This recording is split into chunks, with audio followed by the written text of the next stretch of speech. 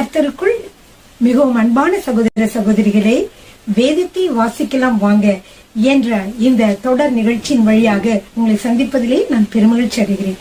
பிரியமானவர்களே, நாம் ஆதியாவும் யாத்திரையாவும் லேவியராவும் எண்ணாவும் பாகமாம் யோசுவா, அதுக்கப்புறம் நியாயாதிபதிகள், ரூத், இந்த புத்தகங்கள் எல்லாம் கடந்து இப்பொழுது 1 சாமுவேலை பார்த்து கொண்டிருக்கிறோம். அதாவது சாமுவேலின் முதலாம் புத்தகத்தை நாம் பார்த்து கொண்டிருக்கிறோம். பிரியமானவர்களே, இந்த நாளிலே இந்த சாமுவேலின் முதலாம் புத்தகம் எத்தனை பிரிவாக பிரிக்கப்பட்டுள்ளது என்று சொல்லி பார்க்க போகிறோம். முதல் 3 மிக பெரிய பிரிவுகளாக பிரிக்கப்பட்டுள்ளது. என்னவென்றால் சாமுவேலை பற்றிய காரியங்கள், அதாவது சாமுவேலின் வாழ்க்கை வரலாறு, அதுக்கடுத்ததாக சவுலின் வாழ்க்கை வரலாறு, அதுக்கடுத்ததாக தாவீதின் வாழ்க்கை வரலாறு. அதாவது இந்த 3 காரியங்களை நம்ம என்ன செய்கிறோம், இந்த புத்தகத்திலே நாம் பார்க்கிறோம். இந்த 3 பெரும் தலைவர்களினுடைய எல்லா காரியங்களையுமே நாம் இந்த முதலாம் சாமுவேலின் முதலாம் புத்தகத்திலே நாம் பார்க்கிறோம். இதிலே நாம் என்னவெல்லாம் பார்க்கிறோம் என்றால் 3 முக்கியமான தலைவர்களுடைய வாழ்க்கை வரலாறுகள். மற்ற புத்தகங்களை இவ்வளவு நாள் பார்த்த புத்தகங்களோட இது கொஞ்சம் வேறுபட்டது. என்னவென்றால் அவருடைய பிறப்பு சம்பந்தமான காரியங்கள், அவங்களுடைய வாழ்க்கையில நடந்த காரியங்கள், அவங்களுடைய இறப்பு சம்பந்தம் பல காரியங்களையும் அவர் வாழ்க்கையில என்ன நடக்கிறது என்று சொல்லிய காரியங்களை நாம் பார்க்கலாம். சாமுவேல் நமக்கு தெரியும். இந்த சாமுவேல் யார்? அவர் ஒரு தீர்க்கதரிசியாக இருந்தார், அவர் ஆசாரியராக இருந்தார், அவர் நியாயாதிபதியாக கூட இருந்தார். இப்படிப்பட்ட சாமுவேல் ஒரு தேச பக்தராக, தேசத்தை குறித்த ஒரு தரிசனம் உள்ளவராக, அதாவது தேசத்தை குறித்ததான ஒரு மாறம் உள்ளவராக, அதை பற்றி ஒரு பக்தி உள்ளவராக அவர் இருந்தார். அது மட்டுமல்ல, கீழ்ப்படுதலோடு கூட ஆண்டவரை அவர் சேவிக்கிறவராக அவர் இருந்தார். பிரியமானவர்களே, அதே நேரத்திலே சவுலை பற்றி பார்க்கிற பொழுது அவர் ஒரு சுயநலவாதியாக, பொறாமை கொண்ட ஒரு மன்னராக, தவறு இழைக்கும் ஒரு நபராக, தேவனுக்கு உண்மை இல்லாதவராக, அவருக்கு அன்ஃபெய்த்ஃபுல் ஒரு கிங்காக சவுல் இருந்ததை நாம் பார்க்கிறோம். பிரியமானவர்களே, அடுத்ததாக தாவீதை பார்க்கிறோம். தாவீதுல என்னென்ன காணப்படுகிறது? தேவனுடைய இருதயத்திற்கு ஏற்றவராக தாவீது காணப்பட்டார். இஸ்ரவேலிலே இருக்கக்கூடிய ஒரு இனிய பாடகராக அவர் காணப்பட்டார். ஒரு ஜெப வீரராக இருந்தார், ஆராதனை வீரராக இருந்தார், சோதிக்கப்பட்டவராக இருந்தார், ஒடுக்கப்பட்டவராக இருந்தார். பிரியமானவர்களே, சவுலினாலே அவர் ஒடுக்கப்பட்டவராக, பல நேரங்களிலே பயந்து இருந்தவராக காணப்பட்டார். இறுதியாக இஸ்ரவேல் சாம்ராஜ்யத்தினுடைய முடி சூட்டப்பட்ட ஒரு மன்னராக மாறினார். ஹல்லேலூயா, ஆமென். அப்படியாக நாம் இவர்களுடைய வாழ்க்கை வரலாறுகளை நாம் பார்க்கிறோம். பிரியமானவர்களே, சரிங்க, இப்ப நம்ம முதலாவது பகுதிக்குள்ளே போக போயிடும். முதலாவது பகுதி என்ன? சாமுவேலுடைய வாழ்க்கை வரலாறு. ஓகே, இந்த சாமுவேலுடைய வரலாறுல அதை நம்ம 4 பிரிவுகளாக பிரிக்கலாம். சாமுவேல் வரலாறு எங்க காணப்படுகிறது? 1 சாமுவேல் 1ஆம் அதிகாரம் முதல் 1 சாமுவேல் 7ஆம் அதிகாரம் வரைக்கும், 1ஆம் அதிகாரம் முதல் 7ஆம் அதிகாரம் வரைக்கும் சாமுவேலுடைய வரலாறு காணப்படுகிறது. சாமுவேலினுடைய வரலாறு 4 பிரிவுகளாக பிரிக்கலாம், சிறிய பிரிவுகளாக பிரிக்கலாம். என்னென்ன பிரிவுகள்? சாமுவேலின் பிறப்பு. சாமுவேலின் பிறப்பை பற்றி 1 சாமுவேல் 1ஆம் அதிகாரம் முதல் 2ஆம் அதிகாரம் 11வது வசனம் வரைக்கும் பார்க்கலாம். பிரியமானவர்களே, உங்களுடைய வேதத்தை எடுத்துக்கொள்ளுங்கள், நோட்டு புத்தகத்தை எடுத்துக்கொள்ளுங்கள், அப்படியே பேனாவையும் எடுத்துக்கொள்ளுங்கள். 1 சாமுவேல் மிகவும் அருமையான பல கருத்துக்களை, பல நம்முடைய வாழ்க்கையில பின்பற்றக்கூடிய பல கருத்துக்களையும், மிகவும் சுவாரஸ்யமான சம்பவங்களையும் உடையது. எனவே நீங்கள் ஒரு பேனாவையும் நோட்டு புத்தகத்தையும் எடுத்துக்கொண்டால் அது உங்களுக்கு பின் நாட்களிலே நீங்கள் அதை தியானிக்கிற பொழுது உங்களுக்கு மிகவும் பிரயோஜனமாக இருக்கும். ஹல்லேலூயா. ஓகே, சாமுவேலின் பிறப்பு, சாமுவேலின் வரலாறு என்ற பெரும் பகுதியிலே 4 சிறு பிரிவுகளாக பிரிக்கலாம் என்று சொன்னேன். முதலாவது பிரிவு என்ன? சாமுவேலின் பிறப்பு. அது 1 சாமுவேல் அதிகாரம் 1 முதல் 2வது அதிகாரம் 11வது வசனம் வரைக்கும் நீங்கள் வாசிக்கலாம். 2வது சிறிய பகுதி என்னது? சாமுவேலின் அழைப்பு. கர்த்தர் சாமுவேலை அழைக்கிறார்.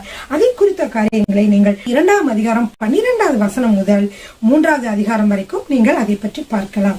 சரிங்க பிரியமானவர்களே, இது 2ம் முக்கியமான சாமுவேலுடைய வாழ்க்கை வரலாறை பற்றி காணப்படுகிறது. அடுத்த 3வது பகுதி என்னது? 3வது சிறிய பகுதி என்னது?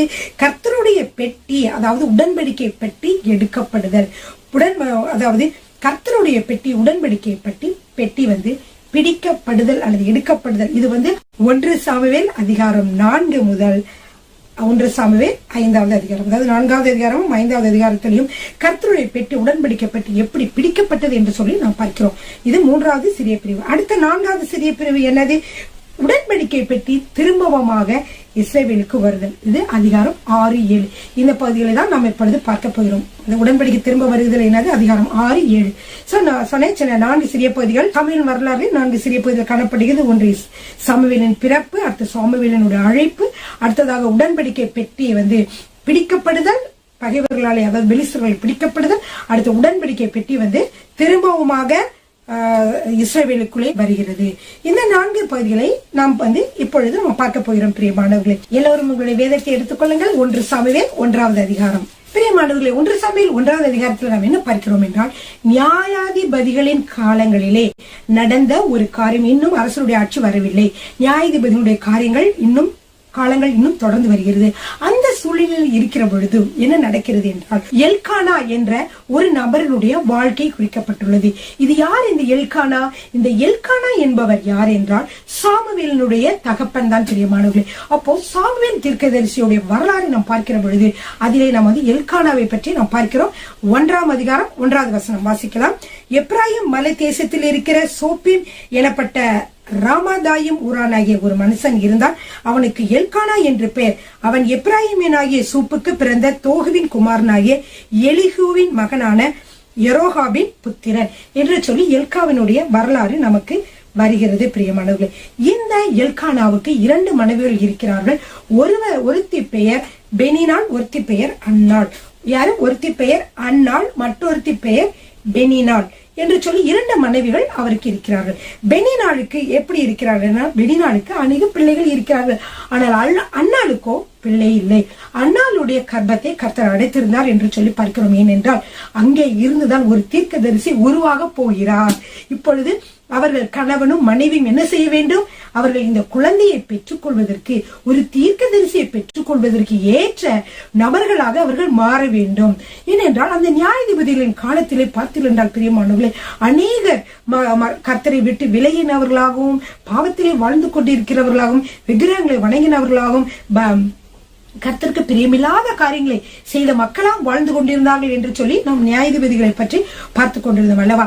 இப்பொழுது இதை நாம் பார்க்கிற பொழுது என்னவென்றால், இந்த எல்கானாவுக்கு 2 மனைவிகள் இருந்தார்கள் என்று சொல்லி பார்த்தோம். அதிலே ஒரு மனைவியாகிய அன்னாள் என்பவளுக்கு குழந்தை இல்லை. அப்பொழுது என்ன நடக்கிறது என்றால், இந்த மனுஷன் என்ன செய்வான் என்றால் சீலோவாவிற்கு செல்வான். சீலோவாவிலே தான் கர்த்தருடைய ஆலயம் இருந்தது. எனவே எல்லாரும் மற்ற அவர்களுடைய ஊர்களில் இருந்து வருஷத்திற்கு ஒரு முறையாவது சீலோவா என்ற இடத்திற்கு சென்று கர்த்தருக்கு ஆராதனை செய்வார்கள். எப்படி ஆராதனை செய்வார்கள்? அவர்கள் அங்கே கர்த்தருக்கு பலியிட்டு கர்த்தரை அங்கே ஆராதித்துக் கொண்டு அப்புறம் வருவார்கள். இப்படியாக எல்கானா தன் 2 மனைவிகளோடும் பிள்ளைகளோடும் அங்கே செல்வான். அங்கே செல்கிற பொழுது என்ன நடக்கிறது? அந்த பலியிடுகிற நாளிலே என்ன செய்வான் என்றால், எல்லாருக்கும் பங்கு வைத்து கொண்டு கொடுப்பான். பெனினாளுக்கு ஒரு பங்கு இருக்கும், அவங்க பெனினாளுடைய குழந்தைகளுக்கு பங்கு இருக்கும், அதே போல அன்னாளுக்கும் பங்கு இருக்கும். எல்லாருக்கும் பங்கு கொடுத்தாலும் அன்னாளுக்கு மட்டும் என்ன செய்வான் என்றால் 2 மடங்காக அந்த பங்கை கொடுப்பான். ஏனென்றால் அன்னாளை அவன் மிகவுமாக நேசித்தான். எனவே அவன் என்ன செய்வான்? இரட்டிப்பான பங்கு கொடுப்பான். இந்த நேரத்துல பாத்தீங்கன்னா இவளுக்கும் குழந்தை இல்லை. எனவே பெனினாளுக்கு எப்படி இருக்கும்? ரொம்ப கோபமாக, ரொம்ப கடுப்பா, ரொம்ப இதா இருப்பான். சோ அவ என்ன செய்வாள் என்றால், உடனே என்ன செய்வாள் என்றால், இவ அன்னாளை சில வார்த்தைகளாலே மனமடி உண்டாக்குவாள். மேபி அவ சொல்லியிருக்கலாம், உனக்கு ரெண்டு மடங்கு கொடுத்துட்டு இருக்காங்க அப்படின்னு ரொம்ப இதா இருக்காது, உனக்குதான் பிள்ளை இல்ல, உனக்கு அதனாலதான் அப்படி இப்படின்னு சொல்லிட்டு அவர் நேசத்தினால கொடுக்கிறாரு. ஆனா இதை அவர் நேசத்தினால கொடுத்தாங்கன்னு அண்ணால் நினைச்சிடக்கூடாதுன்னு இருக்காங்க. மேபி மடி உண்டாக்க அவ ஏதாவது வார்த்தைகளே சொல்லலாம். அப்படி மடி உண்டாக வார்த்தைகளை சொல்லுகிற பொழுது அண்ணால் என்ன செய்வாள் என்றால் அழுது கொண்டே இருப்பாள். கிடைச்ச 2 பங்கு கிடைச்சும் என்ன இல்ல, அவளுக்கு நிம்மதி இல்லை. ஏன்னா அவள் நிம்மதியே சந்தோஷத்தை கெடுக்கிறதுக்காக இந்த இவளுடைய சக்கலத்தியானவள் என்ன செய்வாள் என்றால் அவளை மனமடி உண்டாக்குவாள் என்று சொல்லி நாம் இந்த வசனங்களிலே பார்க்கிறோம். அப்பொழுது இவள் என்ன செய்வாள்? சாப்பிடாமல் அழுது கொண்டே இருப்பாள். அப்பொழுது என்ன செய்வார்? புருஷன் போய் அவளை போய் தேற்றுவதற்காக போவார். அவர் எப்படி அவளை தேற்றுகிறார் என்று சொல்லி 1ஆம் அதிகாரம் 7வது வசனத்திலே பார்க்கலாம். அவள் புருஷனாகிய எல்கானா அவளை பார்த்து, அண்ணாலே, ஏன் அழுகிறாய்? ஏன் சாப்பிடாது இருக்கிறாய்?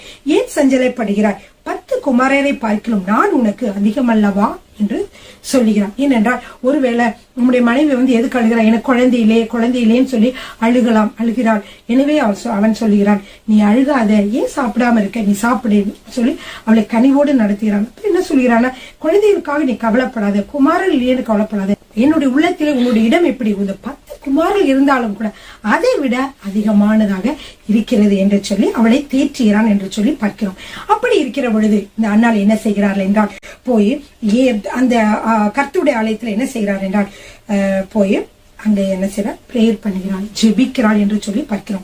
10வது வசனத்திலே நாம் வாசிக்கிறோம், அவள் போய் மனம் கசந்து மிகவும் அழுது கர்த்தரை நோக்கி விண்ணப்பம் பண்ணுகிறாள் என்று சொல்லி பார்க்கிறோம். பிரியமானவர்களே, இங்கே யார் இருக்கிறார் என்றால் ஏலி இருக்கிறார். ஏலி யார், அவர் யார் என்று சொல்லி பார்த்தால் 9வது வசனத்திலே பார்த்தால், சீலோவாவிலே அவர்கள் புசித்து குடித்த பின்பு அன்னாள் எழுந்திருந்தாள்.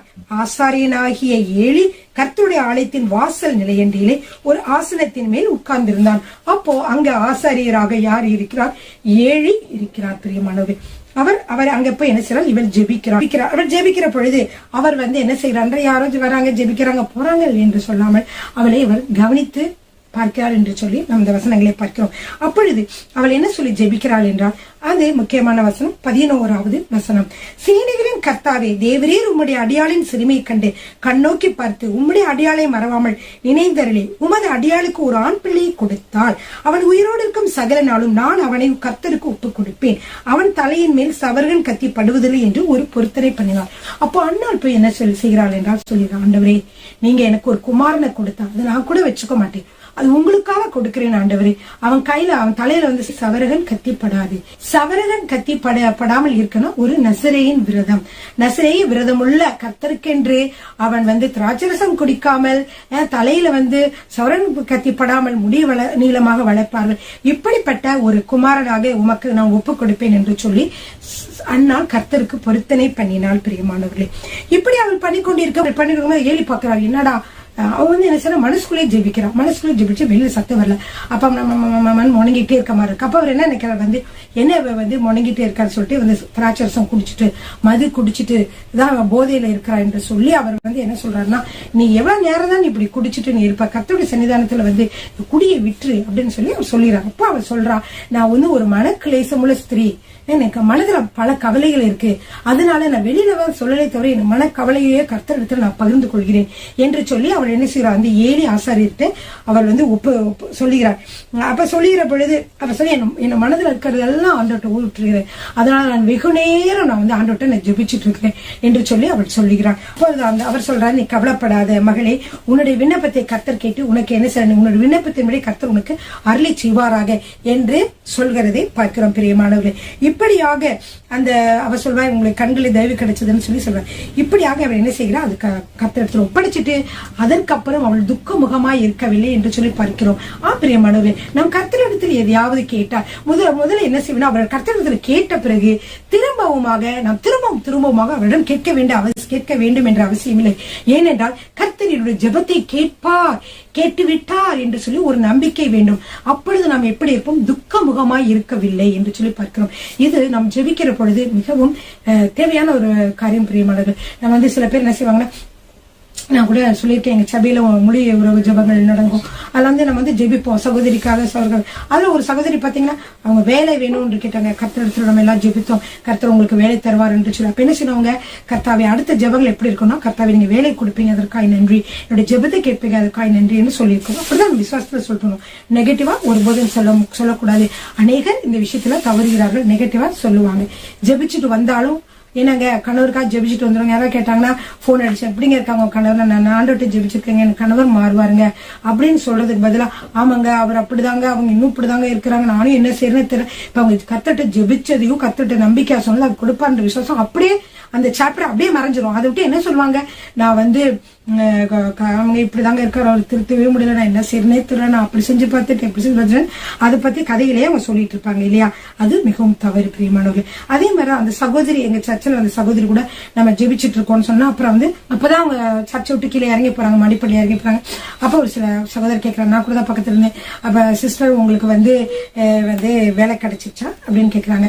அப்புறம் ஜெபிச்சுட்டு வராங்க. அப்ப அவங்க என்ன சொல்லணும், இப்ப கர்த்தரிடத்துல நான் கேட்டிருக்கிறேன், நம்ம எல்லாம் ஜெபிச்சிருக்கோம், கர்த்தர் கொடுப்பாரு விசுவாசிக்கிறேன், பார்க்கலாம் பிரதர், கர்த்தர் ஜெபத்தை கேட்பார். இதுதான் அவங்களுடைய பதிலா இருக்கணும். ஆனா அவங்க அப்படி பதில் சொல்ல, அவங்க சொன்னாங்க, நான் என்ன செய்யறேன்னு தெரியலையே, எனக்கு இந்த வேலை கிடைக்கலன்னா நான் திருப்பி ஊருக்கு போகணும், ரொம்ப செலவு இருக்கு, நான் இப்படி இருக்கேன், இந்த வேலைக்கு அந்த வேலைக்கு அப்ளை பண்ண கிடைக்கல, இந்த வேலைக்கு அப்ளை பண்ண கிடைக்கல அப்படின்னு சொல்லி அவங்க சொன்னாங்க. அது எனக்கு வந்து ரொம்ப தவறுன்னு பட்டுச்சு. ஆனா உங்கள்கிட்ட சொல்றேன், நீங்க ஜெபத்திலே கர்த்தரிடத்தில் நீங்கள் எதை கேட்பீர்களோ அதை கர்த்தர் கொடுப்பார் என்று சொல்லி விசுவாசியுங்கள், அப்பொழுது அது உங்களுக்கு உண்டாயிருக்கும் என்று சொல்லி நீங்கள் யோவான் சுவிசேஷத்திலே நீங்க படிக்கலாம்.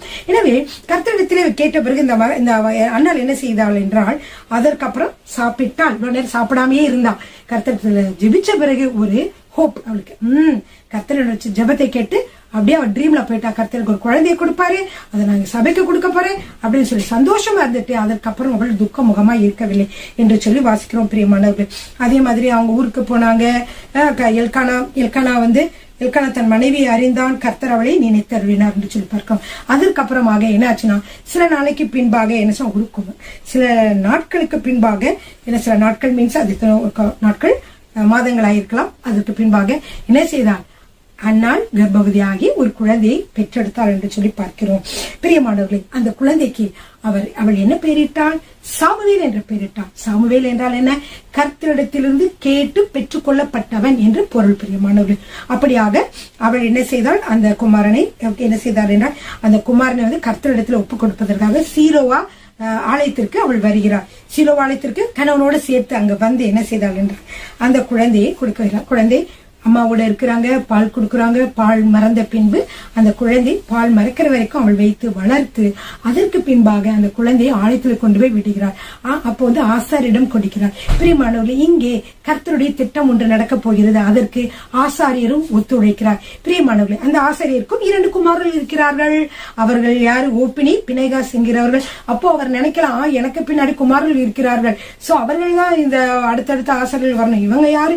இவங்க வந்து அந்த குழந்தை வந்து இங்க ஆலயத்தில் விடுறாங்க என்று சொல்லி சுயநலமாக அந்த ஆசாரியர் நினைக்காமல் அந்த ஏழை ஆசாரியர் என்ன செய்தார் என்றால், அந்த குழந்தையை ஏற்றுக்கொண்டு அந்த குழந்தையை ஆலயத்தில் வளர்வதற்கு அவர் உதவி செய்கிறார். பிரியமானவர்களே, ஹல்லேலூயா. ஒரு காளையை வந்து பலியிட்டு இந்த குழந்தையை கொண்டு போய் அங்க வந்து கொடுக்கறாங்க. அப்படியே கொடுக்கிற பொழுது சொல்ற, உயிருள்ள நாளெல்லாம் சகல நாட்களும் இவனை கர்த்தருக்கென்றே ஒப்புக் கொடுக்கிறேன் என்று சொல்லி அவள் வந்து அங்க ஒப்புக் கொடுக்கிறது 1ஆம் அதிகாரத்தில் வாசிக்கிறோம்.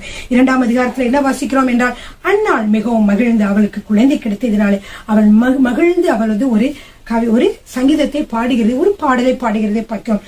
இவன் சொல்கிறாள், மிகவும் அருமையான நிறைய சொல்றாரு பாருங்க. கர்த்தரை போல பரிசுத்தம் உள்ளவர் இல்லை, உண்மையல்லாமல் வேறொருவரும் இல்லை, எங்கள் தேவனை போல ஒரு கண்மலையும் இல்லை. இனி மேட்டுமையான பேச்சை பேசாதங்க, கர்த்தரால கூடாத காரியம் ஒன்றும் இல்ல. அகந்தையான பேச்சு உங்கள் வாயிலிருந்து புறப்பட வேண்டாம். வினினால சொல்றான், நீ ரொம்ப ப்ரௌடா பேசிட்டு இருப்ப, பெருமையா பேசிட்டு இருப்ப, உன்னாலதான் எல்லாம் முடியும், என்னால ஒண்ணுமே முடியாது நீ பேசிட்டு இருப்ப. ஆனா தேவனாலே எல்லாம் முடியும், என்னுடைய வாழ்க்கையில அற்புதங்களை செய்ய அவரால் கூடும் என்று சொல்லி கர்த்தர் எனக்கு ஒரு குழந்தையை கொடுத்திருக்கார் என்று சொல்லி அவள் மிகவும் அருமையாக பாடுகிறதை பார்க்கிறோம். இதுல வந்து நம்ம என்ன பார்க்கிறோம்னா, முக்கியமா நம்ம எல்லாருமே தெரிந்த ஒரு வாக்கு தத்தத்தை அதுல பார்க்கிறோம். எனது 2ஆம் அதிகாரம் 8வது வசனம், அவர் சிறியவனை புழுதியிலிருந்து எடுத்து எளியவனை குப்பையிலிருந்து உயர்த்துகிறார், அவர்களை பிரபுக்களோடு உட்காரவும் மகிமையுள்ள சிங்காசனத்தை சுதந்திரிக்கவும் பண்ணுகிறார், பூமியின் அஸ்திபாரங்கள் கர்த்தருடையவைகள், அவரே அவைகளின் மேல் பூச்சக்கரத்தை வைத்தார் என்று சொல்லி பார்க்கிறோம். அதிகாரம் 2:8வது வசனத்திலே பார்க்கிறோம். பிரியமானவர்களே, இப்படியாக இருக்கிற பொழுது அப்படியே நம்ம பார்க்கிற பொழுது இவன் வளர்ந்து கொண்டு வருகிறான். இந்த பையன் அப்படி இந்த பையன் வளர்ந்து கொண்டு இருக்கும் போது பையன் என்ன செய்யறான், கர்த்தருக்கு முன்பாக பணிவிடைகளை செய்து கொண்டு கர்த்தருக்கு எல்லா பணிவிடைகளும் செய்து ஏலிக்கு அவர் ஹெல்ப்பா இருக்கிறத பார்க்கிறோம். ஏலியை பத்தி பாருங்க, ஏலிக்கு எத்தனது 2 குமாரர்கள் இருக்கிறார்கள் என்று பார்த்தோம். ஒரு ஓப்பினி, ஒருத்தர் பெண், ஒருத்தர் பிணைகாஸ். இவர்கள் இருவரும் எப்படிப்பட்டவர்களா இருந்தாலும் இவர்கள் பாத்தீங்கன்னா 12வது வசனத்திலே பார்க்கிறோம். 1 சாமுவேல் 2ஆம் அதிகாரம் 12வது வசனம் என்ன வாசிக்கிறோம்? 12வது வசனம் வாசிக்க போறேன். ஏலின் குமாரர் பேலியாளின் மக்களாய் இருந்தார்கள், அவர்கள் கர்த்தரை அறியவில்லை. பிரியமானவர்களே, ஊழியக்காரர்களாக இருக்கலாம், ஆனால் கர்த்தரை அறியாமல் இருக்கலாம். ஏனென்றால் அப்பாவுடைய பிள்ளைங்க, அதனால வந்து அவங்க வந்து ஊழியத்துல இருக்காங்க. ஆனா அவர்கள் முழுவதுமாக கர்த்தரை அறியவில்லை, கர்த்தர் என்ன விரும்புகிறார் என்று அறியவில்லை, கர்த்தருடைய சித்தத்தை அறியவில்லை, கர்த்தருடைய சித்தத்தை செய்யவில்லை. அவர்கள் பேலியாளின் பிள்ளைகளாக இருந்தார்கள். பேலியாளின் பிள்ளைகள் என்றால் பிசாசின் பிள்ளைகளாக, பிசாசினுடைய சித்தத்தை நிறைவேற்றுகிற பிள்ளைகளாக அவர்கள் வாழ்ந்தார்கள் என்று சொல்லி பார்க்கிறோம். பிரியமானவர்கள், இந்த காலகட்டத்தில் தான் கர்த்தர் என்ன செய்கிறார், சாமுவேல் அங்க வந்து இருக்கிறார் என்று சொல்லி பார்க்கிறோம். அவர்கள் என்ன அப்படி செய்தார்கள்? பிரியமானவர்களே, காணிக்கைகளை கொடுக்கிற மக்களுக்கு காணிக்கை கொடுப்பதை விருப்பாக தோணுகிற மாதிரி அவர்கள் நடந்து கொண்டார்கள். அதை நம்ம வந்து வாசிக்க போறோம். 2ஆம் அதிகாரம் 13வது வசனம் முதல் 17வது வசனம். ஓப்பனியும் பினேகாசும் ஆசாரியர்கள் தானே, அப்பாவுடைய பிள்ளைங்க, அவங்களும் ஆசாரியர்கள்.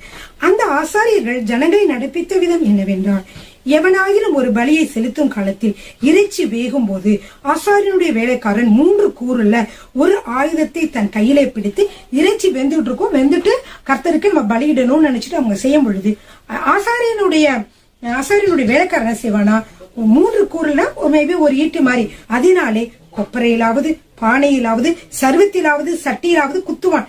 அந்த ஆயுதத்தில் வருகிறதை எல்லாம் ஆசாரியன் எடுத்துக்கொள்வான். அப்படி அங்கே சீலோவாவில வருகிற இஸ்ரவேலர் எல்லாருக்குமே செய்தார்கள். அப்ப கொழுப்பை தகனிக்கிறதுக்கு முன்னும் கொழுப்பை யாருக்கு தகனிக்கிறாங்க? ஆண்டவருக்கு தகனிக்கிறாங்க. ஆனா அந்த கொழுப்பை தகனிக்கிறதுக்கு முன்னாடி வந்துருவாங்க. என்ன செய்வாங்க? ஆசாரியனுடைய வேலைக்காரன் பலியிடுகிற மனுஷனை நோக்கி, ஆசாரியனுக்கு பொறிக்கும்படி இறைச்சி கொடு, பச்சை இறைச்சி அல்லாமல் அவித்ததை உன் கையில் வாங்குகிறது இல்லை அப்படின்னு சொல்லுவாங்க. பச்சை இறைச்சி எனக்கு கொடுத்துரு, முதல்ல கொடுத்துட்டு அதுக்கப்புறம் ஆண்டவருக்கு செய்யன்னு சொல்லுவாங்க. இது எவ்வளவு பெரிய தவறு! கர்த்தருக்குரியது நம்ம கர்த்தருக்கு கொடுக்கணும். ஆனா கர்த்தருக்கு கொடுக்கறதுக்கு முன்னாடி இவர்கள் கேட்கிற பொழுது இவர்களுக்கெல்லாம் என்ன இருக்கும்? ஐயோ, கர்த்தருக்கு போய் சேரலான்னு தெரியல, மன வேதனையா இருக்கும் இல்லையா? அடுத்த வசனம் பாருங்க, 16வது வசனம். அதற்கு அந்த மனுஷன், இன்று செய்ய வேண்டியபடி முதலாவது கொழுப்பை தகனித்து விடட்டும், பிற்பாடு உன் மன விருப்பத்தின்படி எடுத்துக்கொள் என்று சொன்னாலும் அவன் அப்படியல்ல, இப்பொழுதே கொடு, இல்லாவிட்டால் பலவந்தமாய் எடுத்துக்கொள்வேன் என்பான். ஆதலால் அந்த வாலிபரின் பாவம் கர்த்தருடைய சந்நிதியில் மிகவும் பெரிதாயிருந்தது. மனுஷர் கர்த்தரின் காணிக்கை வெறுப்பாய் எண்ணினார்கள். பிரியமானவர்களே, கர்த்தருக்கு விரோதமாக, மக்களுக்கு விரோதமாக மட்டும் இல்ல, இவர்கள் கர்த்தருக்கும் விரோதமாக செய்கிறார்கள். கர்த்தருக்கு பலியிட விடல, அந்த மாதிரி ஒரு பாவத்தை இவர்கள் செய்து கொண்டு வந்தார்கள் என்று சொல்லி பார்க்கிறோம். அடுத்து அது மட்டுமல்ல, இன்னொரு ஒரு பாவத்தையும் அவர்கள் செய்து கொண்டிருந்தார்கள் என்று சொல்லி பார்க்கிறோம். என்னவென்றால் 22வது வசனம், 2ஆம் அதிகாரம் 22வது வசனம். ஏலி மிகுந்த கிழவனாய் இருந்தான். அவன் தன் குமாரர் இஸ்ரவேலுக்கெல்லாம் செய்கிற எல்லாவற்றையும் அவர்கள் ஆசரிப்பு கூடாரத்தின் வாசலில் கூட்டம் கூடுகிற ஸ்திரீகளோட சயனிக்கிறதும் கேள்விப்பட்டு அவர்களை நோக்கி, நீங்கள் இப்படிப்பட்ட காரியங்களை செய்கிறது என்ன? இந்த ஜனங்கள் எல்லோரும் உங்கள் பொல்லாத நடக்கைகளை சொல்ல கேட்டேன். என் குமாரரே, வேண்டாம். நான் கேள்விப்படுகிற இந்த செய்தி நல்லதல்ல.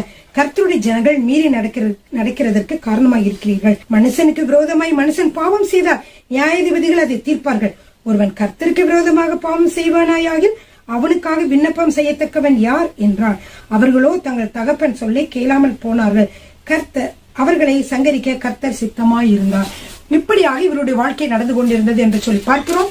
அப்படியாக அவங்க பிள்ளைகளை கண்டிங்கன்னு சொல்றாங்க. அப்பொழுது அவன் இப்படி சொல்லுகிறான், ஆனால் அவர்கள் கேட்கவில்லை. அப்படிப்பட்ட ஒரு சூழ்நிலையிலே அவர்கள் வந்து கொண்டிருந்தார்கள் என்று சொல்லி பார்க்கிறோம். பிரியமானவர்கள், அடுத்ததாக பார்த்தீர்கள் என்றால், இந்த பிள்ளையாண்டான், அதாவது சாமுவேல் அங்கே வளர்ந்து கொண்டிருந்தான் என்று சொல்லி பார்க்கிறோம். 26வது வசனத்துல வாசிக்கிற பொழுது, சாமுவேல் என்னும் பிள்ளையாண்டவனோ பெரியவனாக வளர்ந்து கர்த்தருக்கும் மனுஷருக்கும் பிரியமாக நடந்து கொண்டான் என்று சொல்லி பார்க்கிறோம். அப்பொழுது என்ன சொல்றாங்கன்னா, ஒரு தேவனுடைய மனுஷன், சாமுவேல் இல்ல, ஒரு தேவனுடைய மனுஷன் பேசுகிறான்.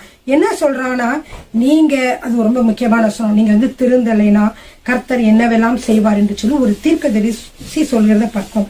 இதுவும் ஒரு முக்கியமான வசனமா இருக்கிறதுனால நான் அதை வாசிக்கிறேன். 2ஆம் அதிகாரம் 27வது வசனம் முதல். தேவனுடைய மனுஷன் ஒருவன் ஏலியினிடத்தில் வந்து, கர்த்தர் உரைக்கிறது என்னவென்றால், உன் பிதாவின் வீட்டார் எகிப்திலே பார்வோனின் வீட்டில் இருக்கையில் நான் என்னை அவர்களுக்கு வெளிப்படுத்தி என் பலிபீடத்தின் மேல் பலியிடவும் தூபம் காட்டவும் என் சமூகத்தில் ஏபோத்தை தரிக்கவும் இஸ்ரவேல் கோத்திரங்கள் எல்லாம் அவனை எனக்கு ஆசாரியனாக தெரிந்து கொண்டு உன் பிதாவின் வீட்டாருக்கு இஸ்ரவேல் புத்தருடைய தகன பலிகள் எல்லாம் கொடுக்கவில்லையா? ஆண்டவர் சொல்றாரு, உங்களை நான் எனக்கு சொந்த ஜனங்களா எடுத்துக்கொண்டேன். அப்படி அது மட்டுமல்ல, என்னோட பலிபீடத்துல உங்களை பலிகாட்ட வச்சேன், தூபம் காட்ட வச்சேன், பலியிட வச்சேன், ஏபோத்தை தரிக்கக்கூடிய ஒரு நல்ல ஒரு காரியத்தை கொடுத்திருக்கேன். அப்படி உங்களை உயர்த்தி வச்சேன். அது மட்டுமல்ல, பலியிடுகிற பொழுதெல்லாம் அந்த பலியில இருந்து உங்களுக்கு தகன பலி இருந்து உங்களுக்கு ஒரு பங்கு வச்சேன். யாரு பலியிட்டாலும் அதுல இருந்து உங்களுக்கு ஒரு பங்கு இருக்கு, அந்த இறைச்சியில பங்கு இருக்கு. அப்படியாக உங்களை கொடுத்து உங்களை ஆசிரித்து போஷித்து வந்தேன் இல்லையா? அப்படி நான் செஞ்சேன். அப்படி இருந்தாலும் என் வாசஸ்தலத்திலே செலுத்தும்படி நான் கட்டளையிட்ட என் பலியையும் என் காணிக்கையும் நீங்கள் உதைப்பானேன். என் ஜனமாகி இஸ்ரவேலின் காணிக்கை எல்லாம் பிரதானமானவர்களை கொண்டு உங்களை கொழுக்க பண்ணும்படிக்கு நீ என்னை பார்க்கலும் உன் குமாரரை மதிப்பானேன் என்றார். ஆண்டவர் சொல்றாரு, ஏன் என்னை விட உன்னுடைய பிள்ளைகளை நீ நேசிக்கிற, பிள்ளைகளை ஸ்டாப் பண்ணு, இந்த மாதிரி தவறு செய்யக்கூடாதுன்னு சொல்லு என்று சொல்லி ஆண்டவர் என்ன செய்கிறார், அந்த தேவனுடைய மனுஷனை கொண்டு சொல்லுகிறார். ஆகையா அந்த மனுஷன் பேர் நம்ம கிட்ட போடல, அவர் இப்படிலாம் சொன்னாங்கன்னு சொல்றாங்க. அப்ப என்ன சொல்றாங்கன்னா, ஆகையினால என்ன நான் செய்யப்பேறேன்னா, உன் வீட்டாரும் உன் பிதாவின் வீட்டாரும் என்றைக்கும் என் சந்நிதியில் நடந்து கொள்வார்கள் என்று நான் நிச்சயமாய் சொல்லி இருந்தும் நீங்க எல்லாருமே உங்களுடைய பரம்பரையா எனக்கு நல்லவர்களாக, எனக்காக பலியிடுகிறவர்களாக நீங்க நடந்து கொள்வீர்கள் என்று சொல்லி நான் உங்களை ஆசாரிகளா வச்சிருந்தேன். ஆனா இனி அது தூரமாக இருப்பதாக என்று ஆண்டவர் சொல்லிட்டார். என்னை கனம் பண்ணுகிறவர்களை நான் கனம் பண்ணுவேன், என்னை அசட்டை பண்ணுகிறவர்களை நான் கனவீனம் பண்ணுவேன் என்று கர்த்தர் சொல்லிட்டாரு. சொல்லிட்டு என்ன செஞ்சாருன்னா, உன்னோட வீட்டுல இனிமேல் யாருமே ஒரு கிழவனும் இருக்க மாட்டாங்க, எல்லாம் வயசானவங்க இருக்க மாட்டாங்க, எல்லா வயசுல அவங்க இறந்துருவாங்க. அந்த மாதிரி ஆண்டவர் என்ன சொல்லிட்டார், அவங்கள சொல்லிட்டார். இனி ஒரு கிழவனும் இராதபடிக்கு உன் புயத்தையும் உன் பிதாவினுடைய வீட்டாருடைய புயத்தையும் நான் தரித்து போடும் நாட்கள் வரும்னு ஆண்டவர் சொல்லிட்டாரு. சொல்லிட்டு, இஸ்ரவேலில் செய்யப்படும் சகல நன்மைக்கு மாறாக என் வாசஸ்தலத்திலே உபத்திரவத்தை காண்பாய். இவ்வளவு நாளும் நான் என்ன செஞ்சேன், உங்களுக்கு நன்மையானது செஞ்சேன், நன்மைகளையே செய்து வந்தேன், சந்தோஷமா உங்களை வச்சிருந்தேன். இனிமேலே நீங்க என்ன செய்ய மாட்டீங்க, இந்த சந்தோஷத்தை பார்க்க மாட்டீங்க, தீமையதான் பார்ப்பீங்க அப்படின்னு சொல்லிட்டு ஆண்டவர் சொன்னார். ஒருபோதும் உன் வீட்டுல ஒரு கிழவனும் இருப்பதில்லை. கிழவன்னா வயசானவங்க இருக்கிறது ஒரு என்னவென்றால் அது ஒரு ஆசீர்வாதம். ஏனென்றால் வயதா முதிர்ந்தவர்களும் அங்க இருக்கிறார்கள். வயது முதிர்ந்துதான் சாகுறாங்க அப்படிங்கிற ஒரு ஆசீர்வாதம். இள வயதுல சாகிறது ஒரு ஆசீர்வாதம் இல்லாத காரியமாக இருக்கிறது. எனவே ஆண்டவர் என்ன சொல்றாருன்னா, இந்த மாதிரி ஒரு சாபம் மாதிரி சொல்லிட்டார். சொல்லிட்டு, என் பலிபீடத்தில் சேவிக்க நான் உன் சந்நிதியில் நிர்மூலமாக்காதவர்களோ உன் கண்களை பூத்து போக பண்ணவும் உன் ஆத்மாவை வேதனைப்படுத்தவும் வைக்கப்படுவார்கள். உன் வம்சத்துள்ள யாவரும் வாழ வயதிலே சாவார்கள். ஓப்னி பினகாஸ் என்னும் உன் 2 குமாரன் மேல் வருவதே உனக்கு அடையாளமா இருக்கும். எல்லாமே அப்படி இள வயதுல செத்துருவாங்க.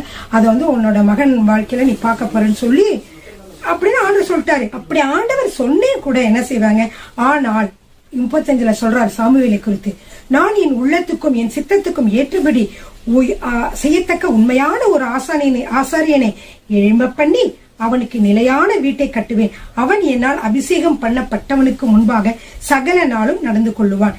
அப்ப என்ன செய்யறான், அபிஷேகம் பண்ணப்பட்டவங்க யாரு, அந்த லேவி கோத்திரம். அவர்களுக்கு முன்பாக இவன் என்ன செய்வான், நல்லவனாக நடந்து கொள்வான் போட்டிருக்காங்க. போட்டுட்டு இன்னொரு என்ன சொல்றாரு 36 வசனத்துல, அப்பொழுது உன் வீட்டாரில் மீதா இருப்பவன் எவனும் ஒரு வெள்ளி பணத்துக்காகவும் ஒரு அப்பத்துணிக்கைக்காகவும் அவனிடத்தில் பணிந்து நான் கொஞ்சம் அப்பம் சாப்பிட யாதொரு ஆசாரி ஊழியத்தில் என்னை சேர்த்துக் கொள்ளும்படி கெஞ்சுவான் என்று சொல்றான். அது என்ன சொல்லலாம், இனிமேல் உன் வீட்டார்கள் ஆசாரியர் கிடையாது. ஆனா உன் வீட்டார்கள் வெளியே வரவங்களும் அவங்க லேவியின் புத்திரர்கள் தான், அந்த ஆசாரியர்கள் தான். அவங்க என்ன செய்வாங்க, எனக்கு ஒரு பணமாவது எனக்கு சம்பளத்துக்கு நான் வேலை செய்யறேன், சாப்பாட்டுக்காக நான் வேலை செய்யறேன் அப்படின்னு சொல்லி என்ன செய்வாங்க, அவங்க வேலை செய்வாங்க. முந்தி என்ன செஞ்சீங்க, நீங்க தான் எஜமானர்களா இருந்து இந்த ஆலயத்தையே நடத்தி வந்தீர்கள்.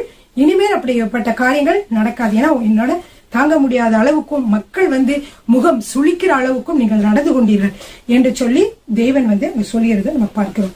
கர்த்தருக்குள் பிரியமானவர்களே, இன்றைய நாளிலே நாம் சாமுவேலின் பிறப்பு பற்றி பார்த்தோம். சாமுவேல் எப்படி பிறந்தார், அவங்களுடைய அம்மா எப்படிலாம் அவங்களுக்காக பொருத்தனை பண்ணாங்க, அம்மா எப்படிலாம் உபாசனை ஜெபிச்சாங்க என்று சொல்லி பல காரியங்களை நாம் பார்த்தோம். பிரியமானவர்களே, இது அடுத்த வீடியோவிலே சாமுவேலினுடைய அழைப்பு பற்றி நாம் பார்க்கலாம். பிரியமானவர்களே, கர்த்தர் உங்களை ஆசீர்வதிப்பாராக. ஹல்லேலூயா, ஆமென்.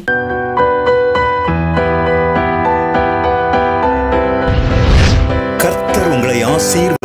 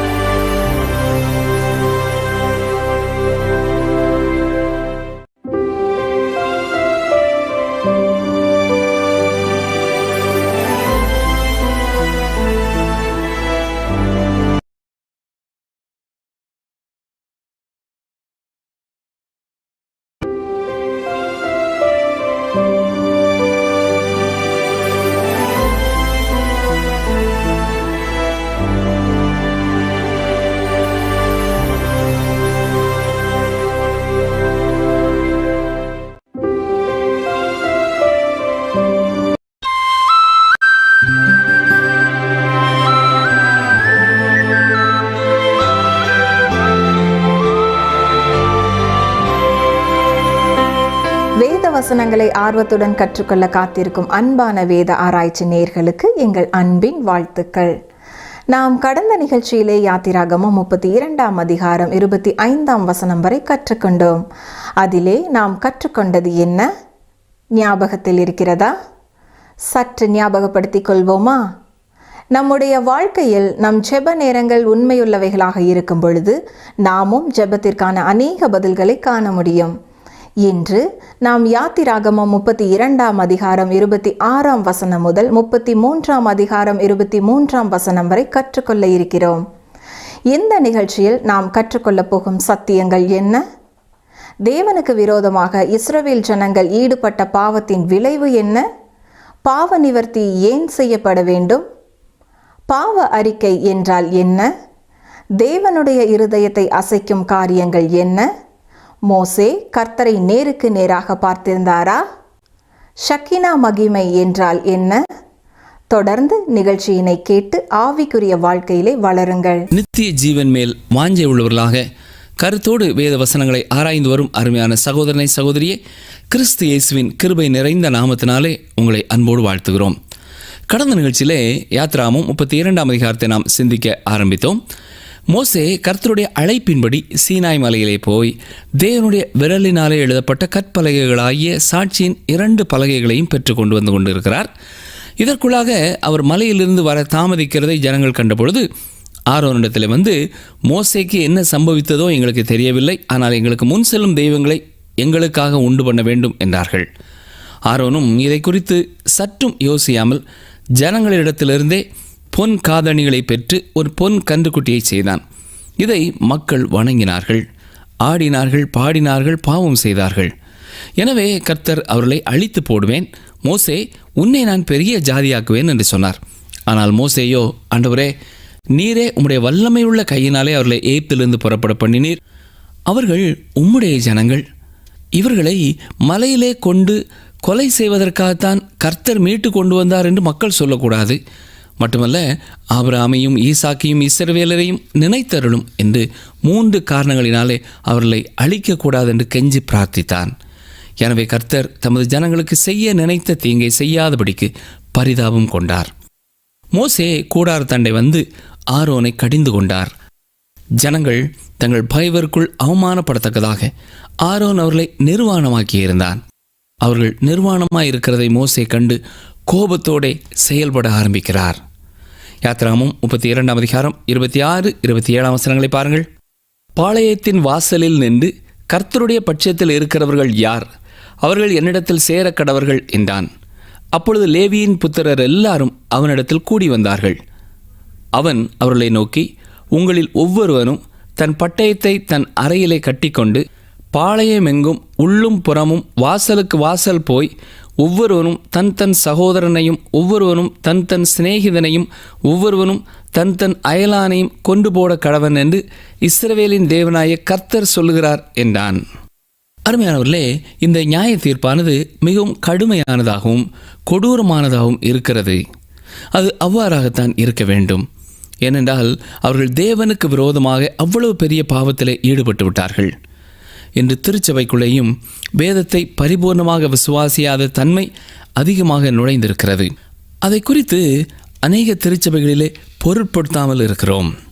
தங்களுக்கு தெரிந்தவர்கள், தங்களுக்கு வேண்டியவர்கள், தங்கள் உறவினர்கள் என்பதற்காக தொடர்ந்து பாவத்திலே வாழ்கிறவர்களையும் வேதத்தை அறியாதவர்களையும் வேத வசனத்தை பரிபூர்ணமாக கர்த்தருடைய வார்த்தை என்று விசுவாசியாதவர்களையும் ஊழியங்களுக்கு திருச்சபைகள் தெரிந்தெடுக்கின்றன.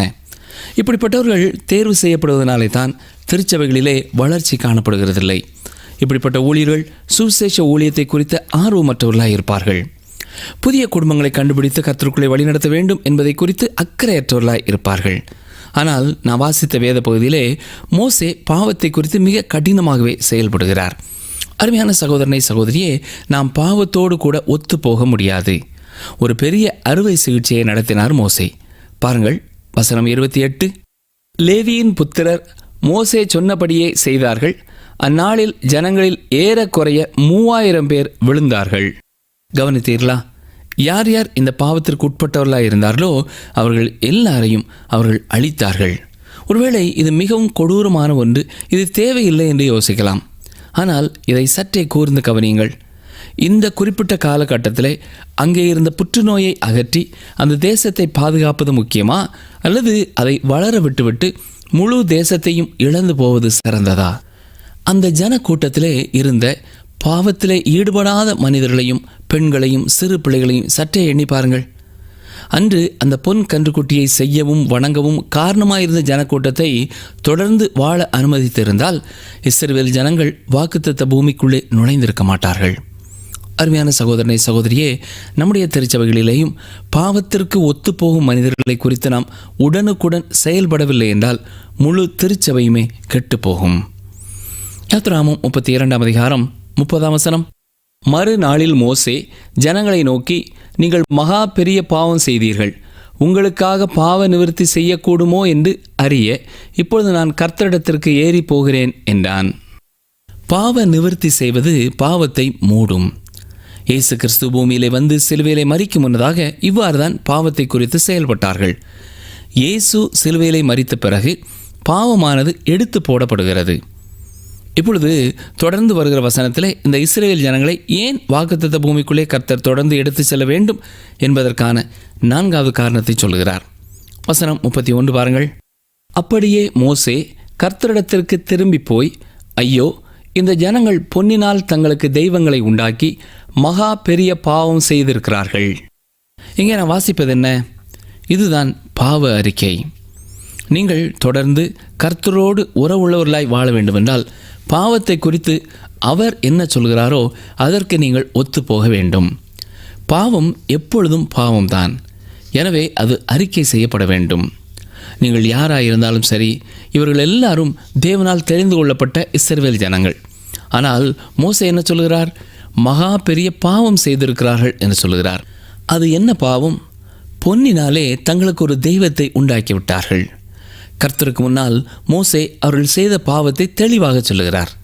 அருமையான சகோதரனே சகோதரியே, நாமும் தேவனிடத்திலே பாவ அறிக்கை செய்ய செல்லும் பொழுது அதை தெளிவாக நாம் சொல்ல வேண்டும்.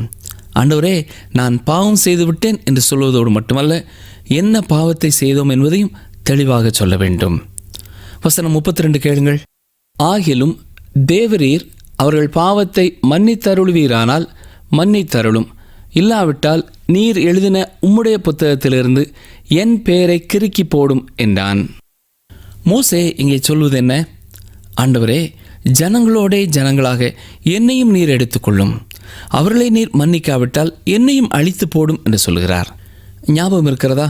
கர்த்தர் ஏற்கனவே மோசேயினிடத்திலே, நீ என்னை விட்டுவிடு, உன்னை பெரிய ஜாதியாக்குவேன் என்று சொல்லியிருந்தார். அருமையானவர்களே, கர்த்தர் ஆபிரகாமுக்கும் ஈசாக்குக்கும் யாக்கோபுக்கும் கொடுத்த வாக்குத்தத்தத்தை இந்த வழியிலேயும் நிறைவேற்ற முடியும். ஆனால் மோசே என்ன சொல்கிறார்? ஆண்டவரே, வேண்டாம், நான் மக்களுடனேயே என்னை சேர்த்து கொள்கிறேன் என்று சொல்கிறார். அவர்களை வாக்குத்தத்த பூமிக்குள்ளே நீர் கொண்டு செல்லவில்லை என்றால் என்னையும் வாக்குத்தத்த பூமிக்குள்ளே கொண்டு செல்ல வேண்டாம் என்கிறார். பிரியமானவர்களே, கவனித்தீர்களா? தேவனுடைய இருதயத்தை அசைக்கும் காரியங்கள் அவருடைய கரத்தையும் அசைக்கிறதா இருக்கிறது. வசனம் 33. அப்பொழுது கர்த்தர் மோசேயை நோக்கி, எனக்கு விரோதமாய் பாவம் செய்தவன் எவனோ அவன் பேரை என் புத்தகத்திலிருந்து கிறுக்கி போடுவேன்.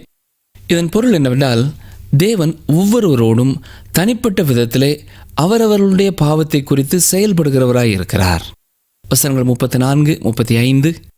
இப்பொழுது நீ போய் நான் உனக்கு சொன்ன இடத்துக்கு ஜனங்களை அழைத்து கொண்டு போ. என் தூதனானவர் உனக்கு முன் செல்லுவார். ஆகிலும் நான் விசாரிக்கும் நாளில் அவர்களுடைய பாவத்தை அவர்களிடத்தில் விசாரிப்பேன் என்றார். ஆரோன் செய்த கன்றுக்குட்டியை ஜனங்கள் செய்வித்ததின் நிமித்தம் கர்த்தர் அவர்களை உபாதித்தார். தேவன் பாவத்தை குறித்து தனிப்பட்ட விதத்திலே செயல்படுவார். அதோடு கூட தனது ஜனங்களை வாக்குத்தத்த பூமிக்குள்ளே அழைத்து செல்லுவார். பொன் கன்றுக்குட்டி வணக்கத்திலே ஈடுபடாத ஜனங்களை கர்த்தருடைய தூதனானவர் வழி நடத்துவார். கர்த்தருடைய தூதன் என்று பழைய ஏற்பாட்டிலே நாம் பார்ப்பது பூமிக்கு வரும் முன்னதாக கிறிஸ்துவாய் இருக்கிறார். அன்பான வேத ஆராய்ச்சி நேயர்களுக்கு ஒரு அறிவிப்பு. இந்த ஆண்டு வேதாகம தேர்வுக்காக எபிரேயருக்கு எழுதின நிருபம் தேர்ந்தெடுக்கப்பட்டுள்ளது. செப்டம்பர் 18ஆம் தேதி மதியம் 2:30 மணி முதல் 4 மணி வரை நடைபெறும். வேதாகம தேர்வில் பங்கு பெற twrbq.net என்ற இணையதளத்தில் சென்று பதிவு செய்து கொள்ளுங்கள். மேலும் விவரங்களுக்கு திரையில் தெரியும் தொலைபேசி எண்ணை தொடர்பு கொள்ளுங்கள்.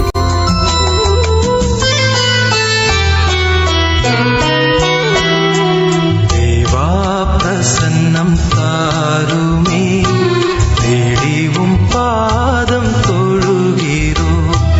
தேவா பிரசன்னம் தாருமே, தேடிவும் பாதம் தொழுகிறோ. இயேசுவே உம் ஜெய நாமத்திலே இன்பம்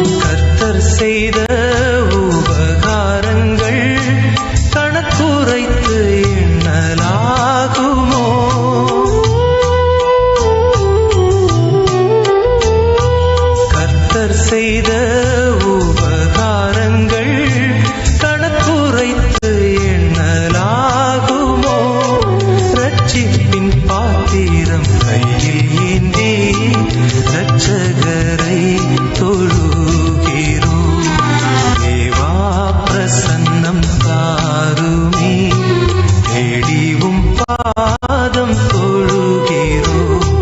தேவா பிரசன்னம் தாருமே, தேடிவும் பாதம் தொழுகிறோம்.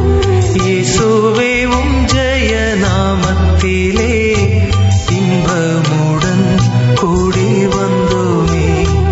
தேவா பிரசன்னம் தாருமே, தேடிவும் பாதம் தொழுகிறோம். தேவா பிரசன்னம் தாருமே, தேடிவும் பாதம் தொழுகிறோம். யாத்ராமம் 33ஆம் அதிகாரத்தையும் சற்றே சிந்திப்போம். இஸ்ரவேல் மக்களுடைய பிரயாணம் தொடர்கிறது. ஆசரிப்பு கூடாரமானது ஜனங்கள் தங்கியிருந்த கூடாரங்களை விட்டு சற்று அப்புறமாக போடப்பட்டது. பாருங்கள், யாத்ராமம் 33 முதல் 2 வசனங்கள். கர்த்தர் மோசேயை நோக்கி, நீயும் எகிப்து தேசத்திலிருந்து நீ அழைத்து கொண்டு வந்த ஜனங்களும் இவ்விடத்தை விட்டு புறப்பட்டு உன் சந்ததிக்கு கொடுப்பேன் என்று நான் ஆபிரகாமுக்கும் ஈசாக்குக்கும் யாக்கோபுக்கும் ஆணையிட்டு கொடுத்த பாலும் தேனும் ஓடுகிற தேசத்துக்கு போங்கள். நான் ஒரு தூதனை உங்களுக்கு முன்பாக அனுப்பி கானானியனையும் எமோரியனையும் ஏத்தியனையும் பெரிசியனையும் ஏவியனையும் எபூசியனையும் துரத்தி விடுவேன். வாக்குத்தத்த பூமிக்குள்ளே நுழைவதற்காக கர்த்தர் இஸ்ரவேல் ஜனங்களை ஆயத்தப்படுத்துகிறார். தொடர்ந்து வனாந்தரத்திலே அவர்கள் பிரயாணம் செய்தது குறித்து 8ஆம் புத்தகத்திலே நாம் பார்க்கிறோம். யாத்ராமத்திலே எவ்வாறு ஆசரிப்பு கூடாரம் அமைக்க வேண்டும் என்பதை தொடர்ந்து ஆராதனை முறைமைகளை குறித்து லேவியராம புத்தகத்திலே நாம் பார்க்கிறோம். சரி, யாத்ராமம் 33 3-4 வசனங்களை பாருங்கள். ஆனாலும் வழியிலே நான் உங்களை நிர்மூலம் பண்ணாதபடிக்கு நான் உங்கள் நடுவே செல்ல மாட்டேன். நீங்கள் வணங்கா கழுத்துள்ள ஜனங்கள் என்றார். துக்கமான இவ்வார்த்தைகளை ஜனங்கள் கேட்டபோது ஒருவரும் தங்கள் ஆபரணங்களை போட்டுக்கொள்ளாமல் துக்கித்து கொண்டிருந்தார்கள். கவனித்தீர்களா? அவர்களுடைய ஆபரணங்கள் ஏற்கனவே நாம் பார்த்தது போல பிற சமய வணக்கத்தோடு தொடர்புடையவை. உதாரணமாக, அவருடைய காதணிகள் அவர்கள் தொடர்ந்து எகிப்தின் தெய்வங்களை வழிபட்டு வந்தார்கள் என்ற உண்மையை காட்டுகிறது. அவர்களுடைய காதணிகள் அதற்கு அடையாளமாக இருக்கிறது. பிரியமானவர்களே, இன்றைக்கும் அநேகர் சிலுவை அடையாளத்தை கழுத்திலே அணிந்து கொள்கிறார்கள். ஆனால் அது இந்நாட்களிலே அர்த்தமற்ற ஒன்றாகவே காணப்படுகிறது. வசனம் 5 பாருங்கள். ஏனென்றால் நீங்கள் வணங்கா கழுத்துள்ள ஜனங்கள். நான் ஒரு நிமிஷத்தில் உங்கள் நடுவில் எழும்பி உங்களை நிர்மூலம் பண்ணுவேன். ஆகையால் நீங்கள் போட்டிருக்கிற உங்கள் ஆபரணங்களை கழற்றி போடுங்கள். அப்பொழுது நான் உங்களுக்கு செய்ய வேண்டியதை அறிவேன் என்று இஸ்ரவேல் புத்திரருக்கு சொல் என்று கர்த்தர் மோசேயோடே சொல்லியிருந்தார்.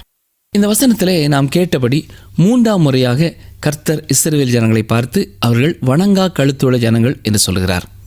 அதாவது, அவர்கள் எந்த விதத்திலேயும் உயர்ந்த ஒரு மக்கள் கூட்டம் என்பதனாலே அவர்களை தாம் விடுவிக்கவில்லை என்ற உண்மையை அவர்களுக்கு தெளிவுபடுத்துகிறார்.